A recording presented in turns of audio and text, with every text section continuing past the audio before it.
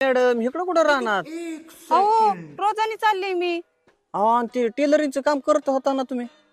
ती कधीच दिलं सोडून. का हो? अहो काय सांगायचंय तुम्हाला, ती टेलरिंगचं काम करून माझा मनका दुखायला लागलाय.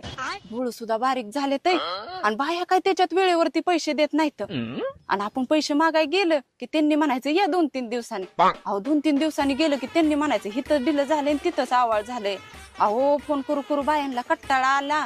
अहो काय सांगायचंय तुम्हाला, काहींनी तर उधाऱ्या पण बुडवल्या.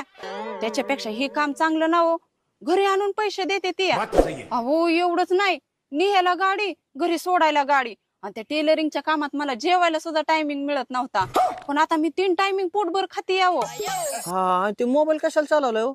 हे मोबाईल वय हा टायमिंग बघायला. मी वेळेवरती जेवण करते. सकाळचं 3 तास काम करायचं, संध्याकाळचं 3 तास काम करायचं. 6 तास मजुरी, 300 रुपये हजरी. 6 वाजल्या